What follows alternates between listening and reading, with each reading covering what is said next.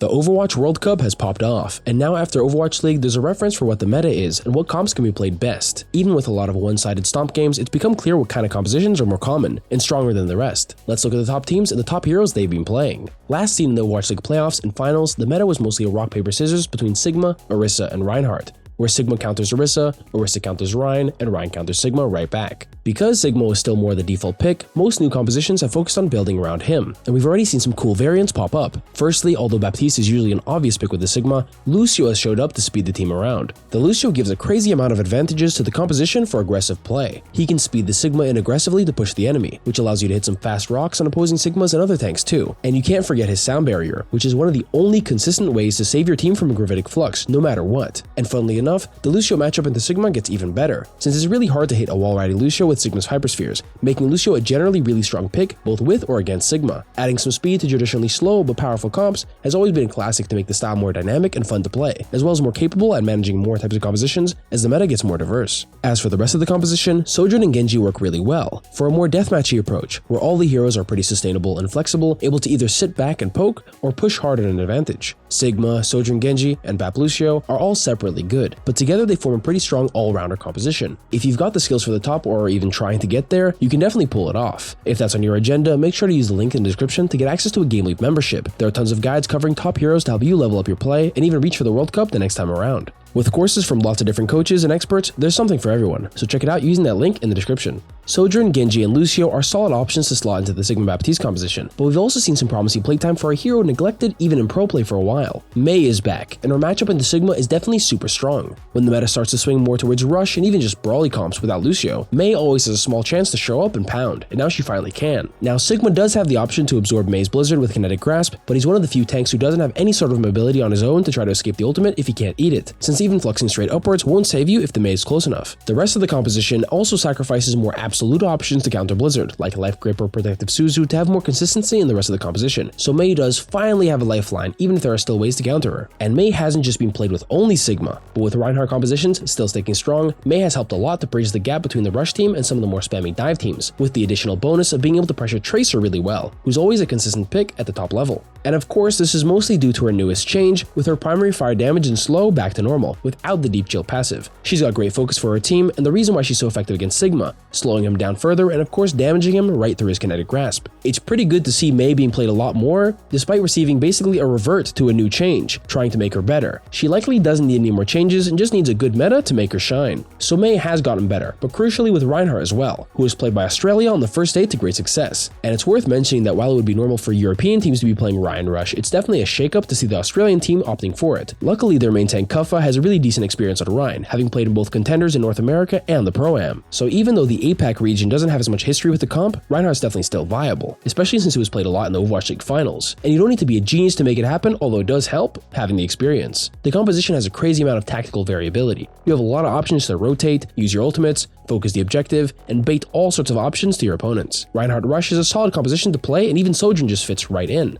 She's always a reliable pick in opportunistic styles like Dive and Rush, but there's an even better option for a lot of these Rush comps, even with Sigma as well, and that's Bastion. Bastion is still just a monster, and when combined with Amplification Matrix, no pro positioning can keep you alive, with 720 damage per second coming your way. As a 200 HP character, you can die within less than a third of a second. That's pretty crazy to think about, but Bastion just still is that strong, even with the pros. If you're wondering about trying to let the Bastion meta go by and just work on what comes next, the unfortunate reality is that he'll probably still be very good for a long time, although he is getting some nerfs coming soon to specifically his insanely high damage turret form. We'll have to see what's going to change, but for now he's definitely pretty broken. His damage and durability fits into the Rush composition perfectly, but it's still not easy to play him despite him being so strong. Playing into teams that play separately, the Bastion ends up becoming more a target himself, having such a big hitbox. And even against bulky teams with big targets for the Bastion to melt, timing your turret form is really important, since although it's a lot of damage, it is only over 6 seconds, which is actually one of the shorter durations in the game for an ability as tempo-based as it is. But enough about the Rush comps.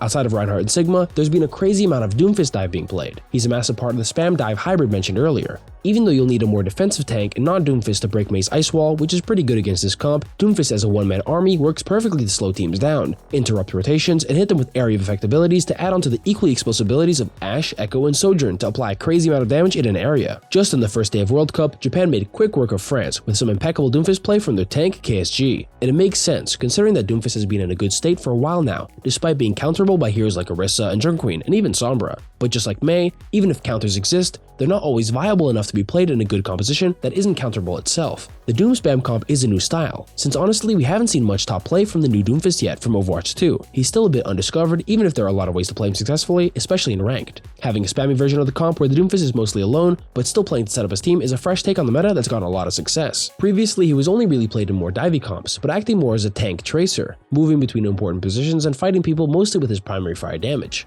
So Doom dive works, but what about the other dive heroes? Thanks to the Great Britain team, we've seen Winston dive show up as well, making it a pretty diverse start for the World Cup. If a Doomfist spam dive hybrid comp can work, surely a Winston spam dive comp can as well. Winston is usually considered the full committal dive tank, going in all the way with his jump and bubble, but thanks to his new secondary fire and good mobility, he doesn't have to go in all the time. It's easy to forget that his jump back leap has had its cooldown reduced to 5 seconds for Overwatch 2, meaning a lot of chances to switch positions and change up your angle, contesting a lot of different areas at once. And his new secondary fire really is that good, allowing him to fight players without having to go for that all-in commit that he really doesn't need to. Most dive comps use Ana anyway for long distance support, and the chance to hit anti-heals to focus people down, so there's always an Ana boost available for an aggressive play. Always holding it defensively is usually pretty lame, not very fun nor aggressive. So Winston along with Echo and Ana are still solid as well. And Ana is not only great at supporting Winston, but she helps Echo a lot as well, and Echo is still such a strong hero that she can do a lot with just a bit of help. And when Mercy is too risky to play, Ana can fill in the gaps whenever she can. And at higher ranks and above, you just have to time your engages well to always stay supported.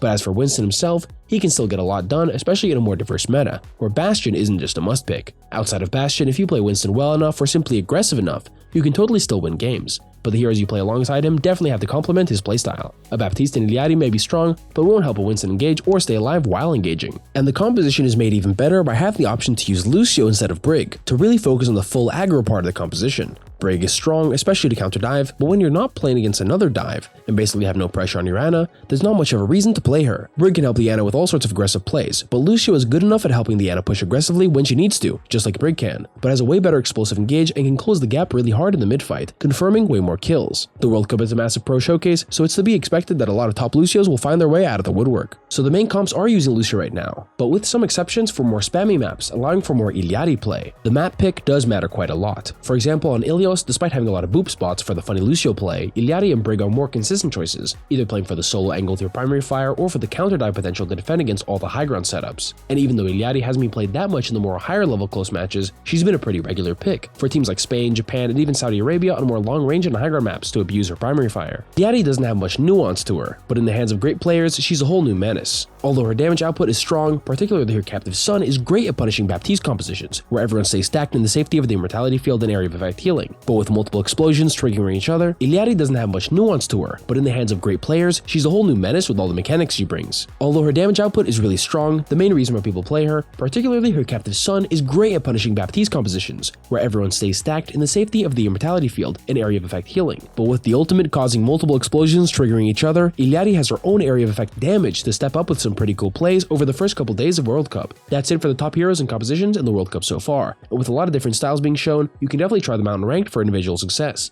Thanks for watching, and I'll see you next time.